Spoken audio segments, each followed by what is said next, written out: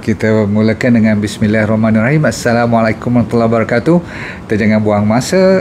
Kalau siapa yang dah boleh masuk cepat dan tekan love, like, dan kalau boleh share dan subscribe. Kalau yang boleh subscribe, tekan loceng ke, saya pun tak tahu.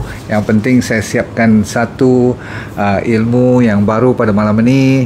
Walaupun benda tu selalu berlaku, tapi kadang-kadang kita tak tahu kenapa. Yang kita tahu, orang kata setiap kali lepas makan, terutama sekali you suka makan apa tengah hari terutama sekali kalau ada kawan belanja biryani, dia kata terlentok lah lepas tu pukul 2.30 tu. Memang kalau ada meeting, kira semua jalan lah dengan pengerusi majlis, dengan you punya ahli member. Kalau hari tu semua orang dapat makan katakan biryani gam, dia gam terus. Jadi soalannya, kenapa sebahagian daripada kita lebih lentoknya, lebih mengantuk sehingga kan tak boleh buka mata langsung. You tolak macam mana pun, dia ada kat situ, dia ada kat tempat mesyuarat you, tetapi dia dah sampai ke dunia lain dah. Betul tak?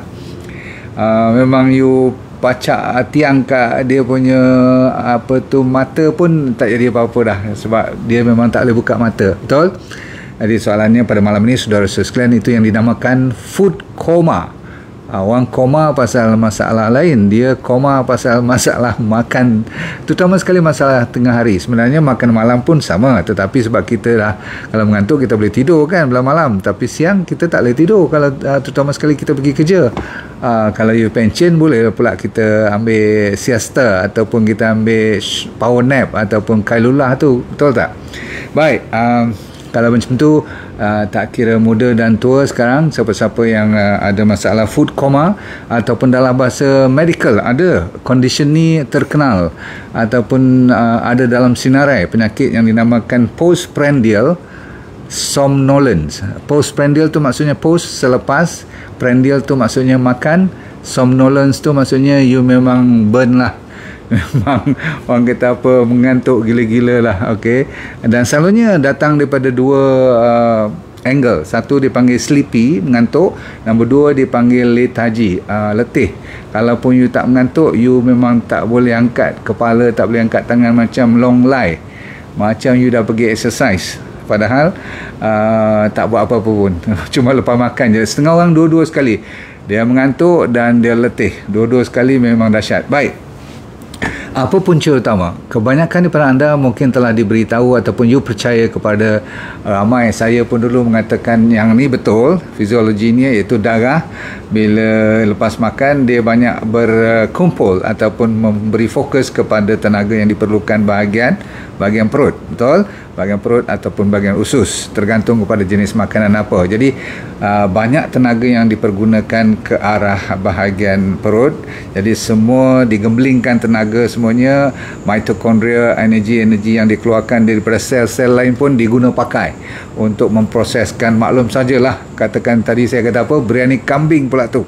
Okey, ataupun you kena buffet lunch, member belanja ataupun office belanja dekat ujung tahun ni kan, kalau ada duit lebih, dia orang belanja makan. So kita pun pergi dengan kawan semua. Kalau yang satu kepala tu katakan RM39.90, takkan you nak makan RM3.90 punya value, betul tak? Sekurang-kurangnya you makan yang RM30 punya nilai. Kalau boleh nak habis satu buffet table tu sekali, daripada mulanya sampai makan besarnya, sampai dessert sekali, sampai teh tarik sekali, lepas tu kita repeat lagi.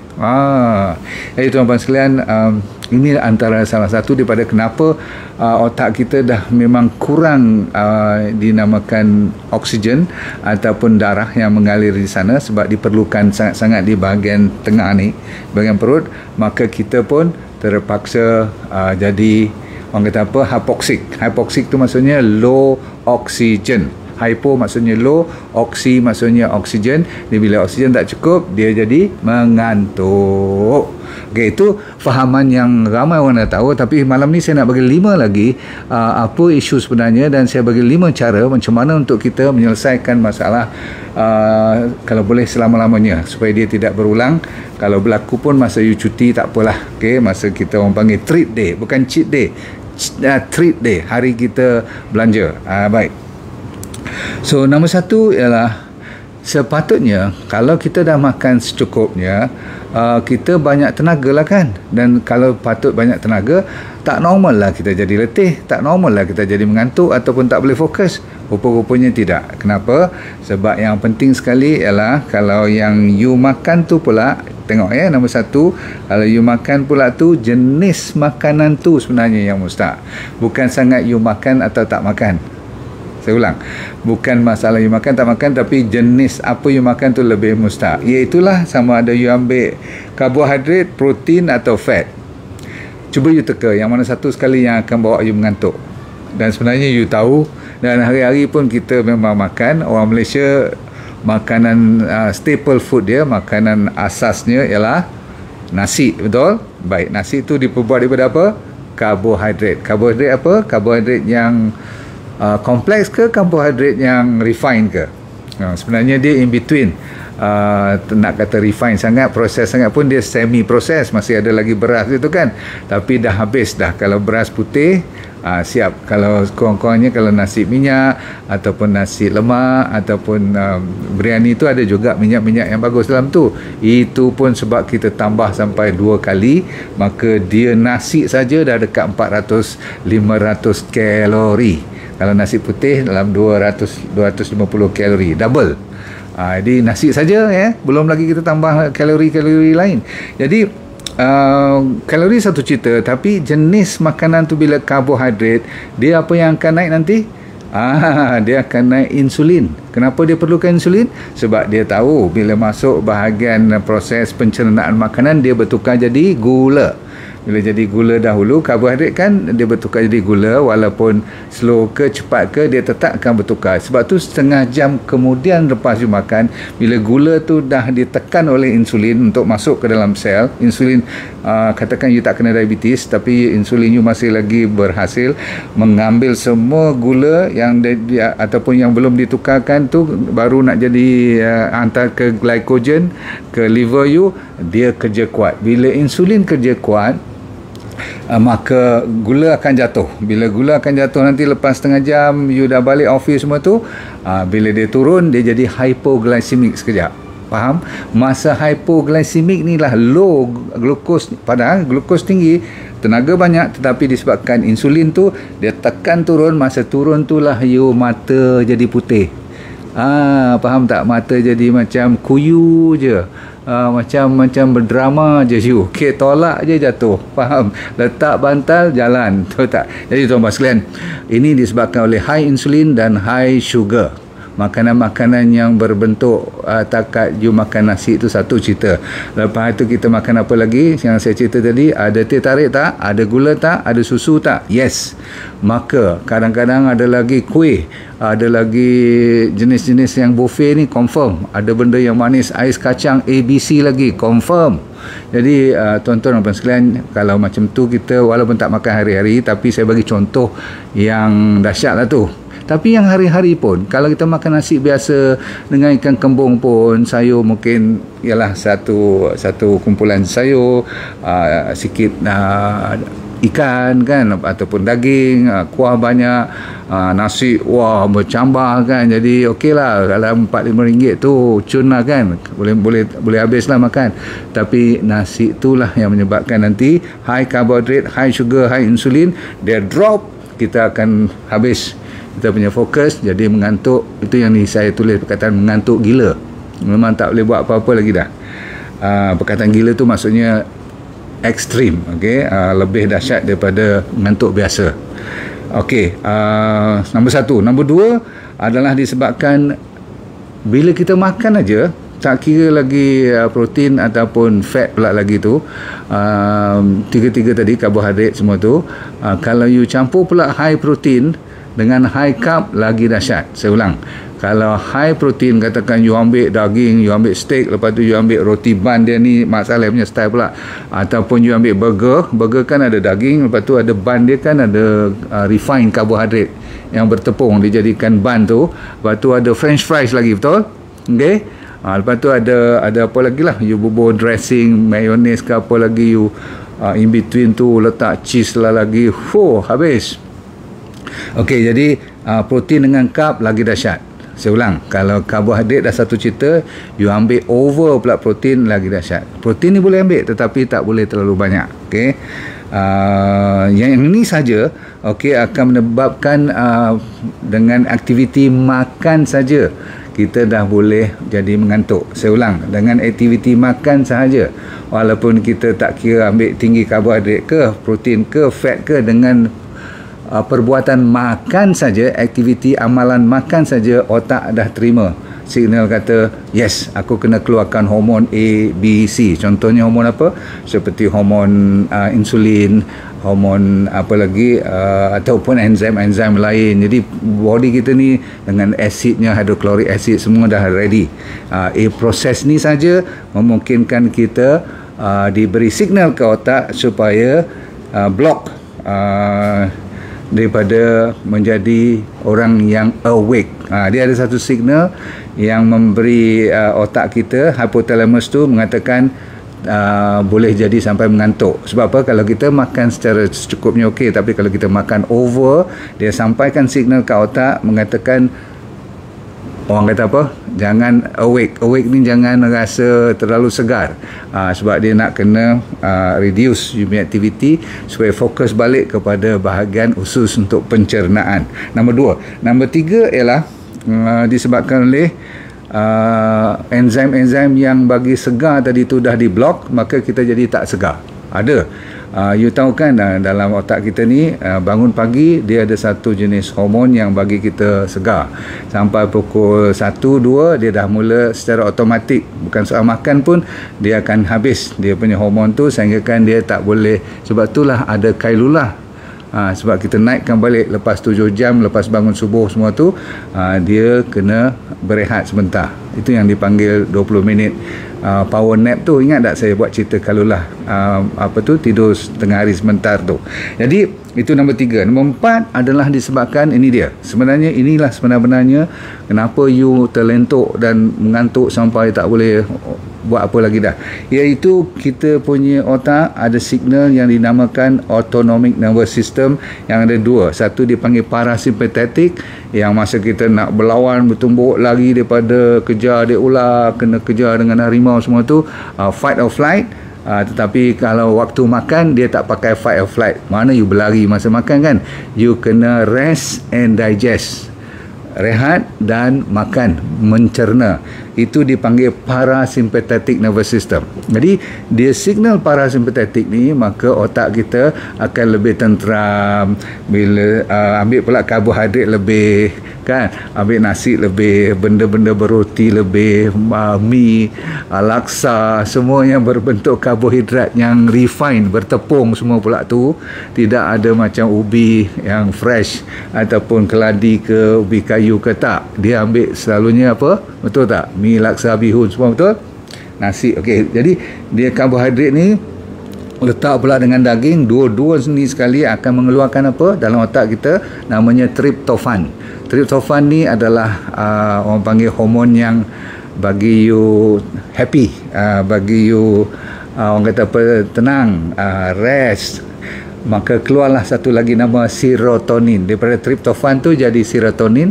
Serotonin tu jadinya apa pula? Lepas tu diperbuat melatonin. Melatonin tu you tahu masa mana dia keluar? Dia lebih pada waktu malam untuk tidur. Maka kalau siang pun dia bawa keluar sikit-sikit, hampir nak ke arah melatonin juga, maka you akan terlena lah nanti.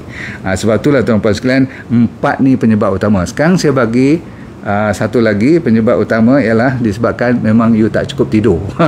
Itu tak payah cerita lah. Kalau you tak cukup tidur semalam tu, malam sebelumnya, maka siang tu dah 7 jam you buka mata you, memang kadang-kadang makan sikit pun boleh mengantuk. Baik, sekarang saya bagi 5 seperti yang saya janjikan supaya you boleh menyelesaikan masalah. Ready?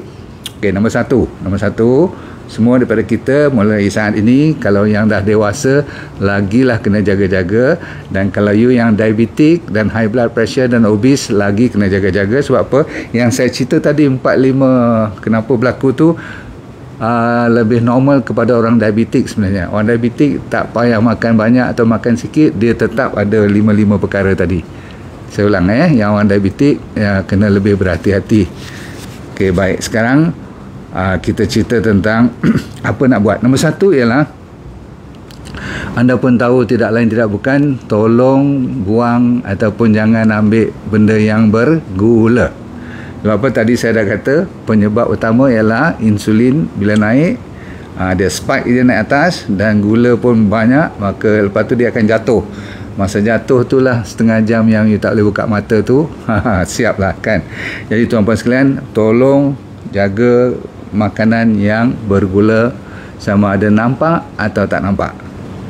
Tapi bergula tu bukanlah gula pasir yang ambil masuk dalam teh tu saja. Itu memang gula betul, tapi gula yang berbentuk karbohidrat.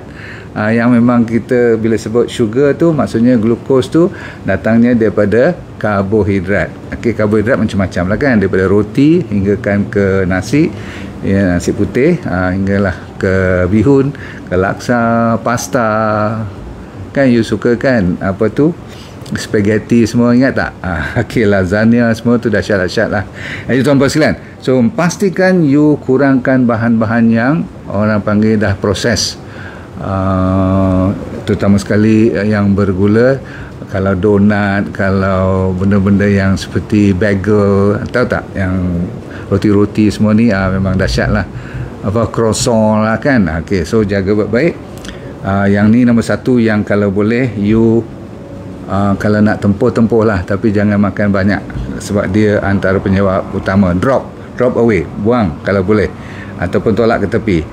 Protein boleh, tapi protein yang datang daripada kalau boleh sayur-sayuran atau kacang-kacang atau bijirin. Kan ada kat situ nanti ada salad bowl, ada dia punya kacang-kacang, ada dia punya mix veggie, ada dia punya tempat ambil kidney beans, ambil apa lagi, ambil kacang-kacang seperti chickpeas, kacang kuda. Kan ada banyak-banyak tu you campur, lepas tu you bubur dressing yang tidak banyak mayonnaise atau 1000 Island tu kan. You ambil lebih kepada yang vinegar. Pandai-pandai lah you bubur kan. Makan tu banyak-banyak, you tak akan mengantuk, bahkan you akan lebih segar pula. Okey, so jangan risau kalau you nak ambil sedikit hari-hari treat day tu, nak bubur sikit ikan atau nak bubur telur. Hari treat day 2 kali seminggu dibenarkan. So jangan you risau sangat. Seterusnya, breakfast jangan lupa. Breakfast yang saya suruh ambil buah-buahan, dan sebelum tu saya suruh ambil celery juice tu. Kalau you amalkan tadi pagi breakfast, sekarang tengah hari you makan secara sederhana, dah cukup. You tak akan mengantuk, confirm. Okey, baik. So saya kata apa, good breakfast. Kalau you nak amalkan oat, saya benarkan juga pagi-pagi, walaupun sepatutnya buah saja.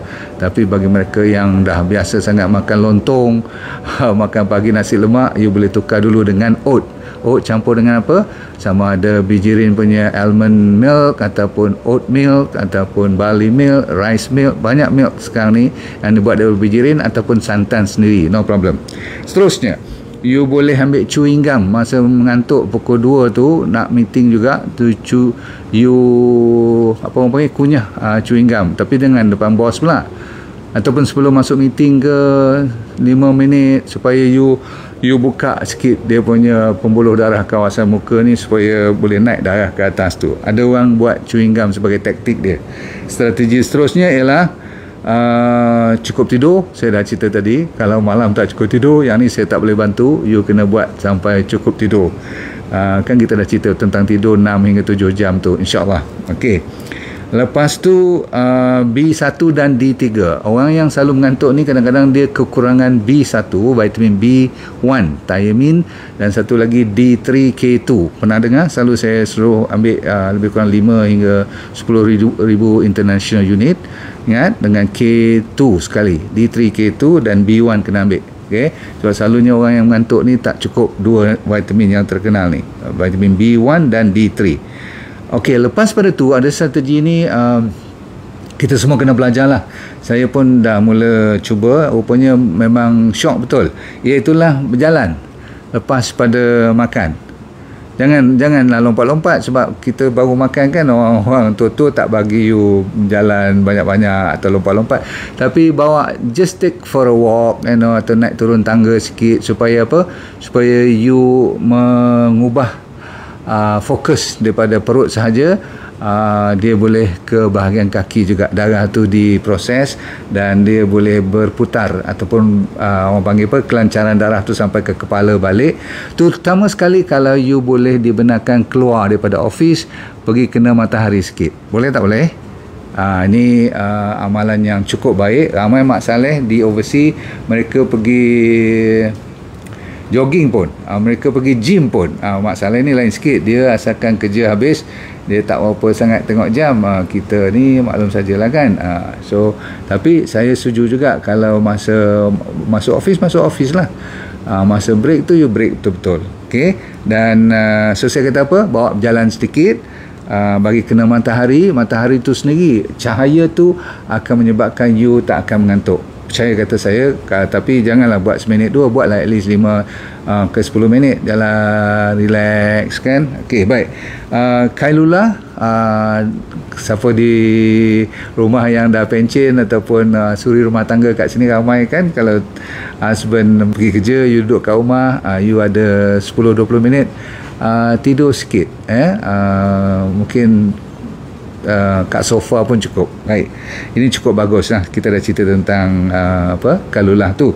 Tapi yang makanan-makanan pilihan, saya dah kata tadi, jangan ambil makanan-makanan yang acidic, maksudnya terlalu tinggi protein yang banyak sangat, daging-daging yang berat. Jangan ambil yang bagusnya ialah, saya saran, kalau nak buah dulu boleh, tapi nak makan benda-benda, kalaupun karbohidrat yang kompleks, yang ada serat.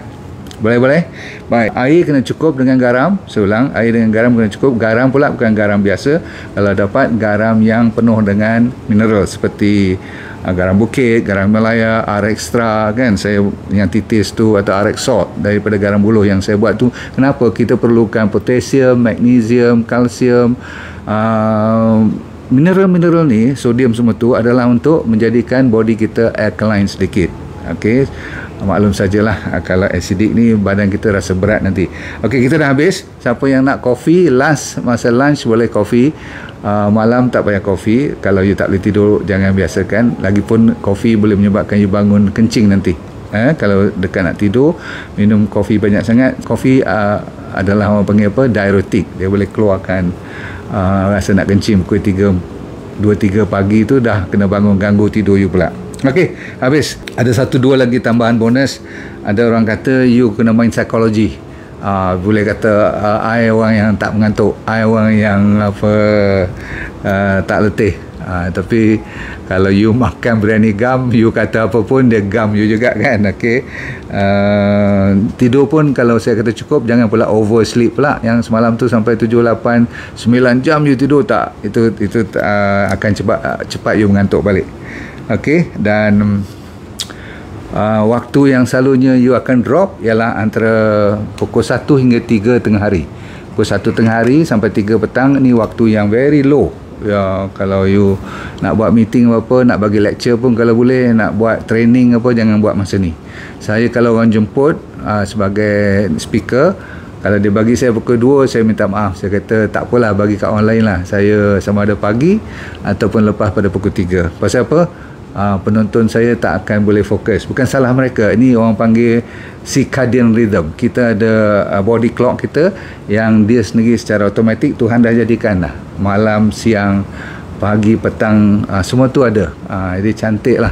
Kalau kita faham, kita tahu body kita tu bukan bermasalah besar, tapi dia cuma mengikut aturan yang sudah Allah SWT bagi kepada kita. Baik, cukup dulu saudara-saudara sekalian.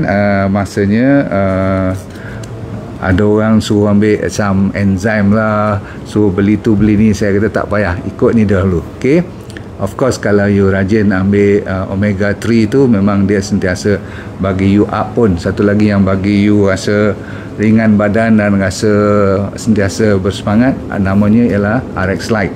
Satu namanya pun RX Light. Light tu maksudnya ringan. Kan, bukan soalnya untuk nak menguruskan badan sahaja, tetapi dia lebih untuk membalancekan supaya makanan cukup, mineral cukup, ada rainbow food. Itu dah paling cantik. Saya banyak belajar daripada orang-orang Okinawa. Tahu, pernah dengar Okinawa?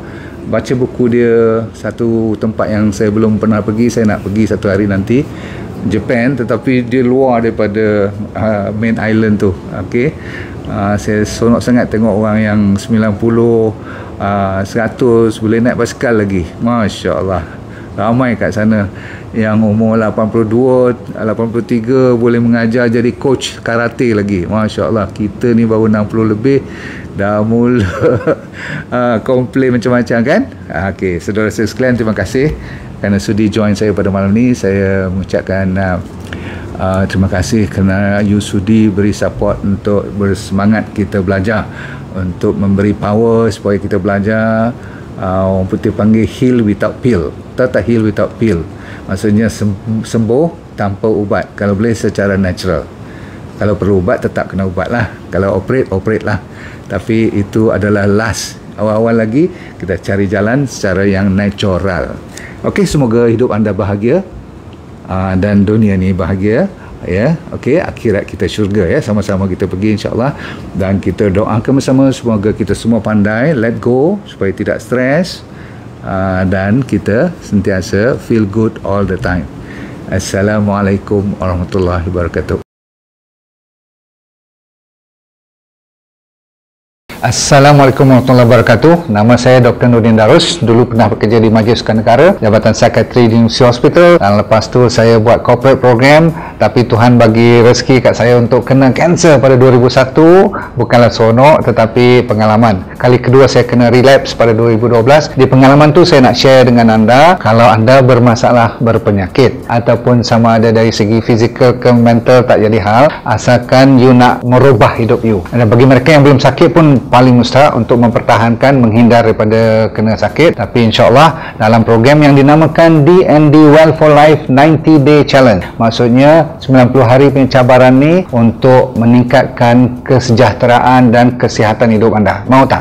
Okey, apa yang dia akan dapat dalam program tu, nanti kita akan ajar teknik-teknik macam mana nak menyelesaikan masalah penyakit dulu secara alami. Kita fokus kepada penyakit yang serius dulu, kanser lah, diabetes, high blood pressure, kolesterol, jantung, untuk autoimun terutama sekali, arthritis, gout, masalah hormon dan sebagainya. Yang penting ialah kalau anda bermasalah emosi pun boleh kita tolong bantu. Yang penting sekali ialah teknik tu. Kita kena bagi kat you dalam masa 90 hari ni, seminggu demi seminggu, saya semacam coach you, iaitu teknik macam 7 day living, teknik 7 prinsip macam mana orang boleh sihat walafiat sepanjang hayat. Kita kena belajar. Orang Okinawa daripada Jepun, apa yang dimaksudkan dengan ikigai, saya akan ajar juga macam mana nak cari hala tujuan hidup. Ramai orang stres sangat sekarang ni, dan kita sediakan doktor-doktor juga untuk bersama bantu you supaya kita semua boleh sama membantu menjadi sihat walafiat, merubah daripada sekarang kepada benda-benda ataupun ilmu yang baru untuk menyihatkan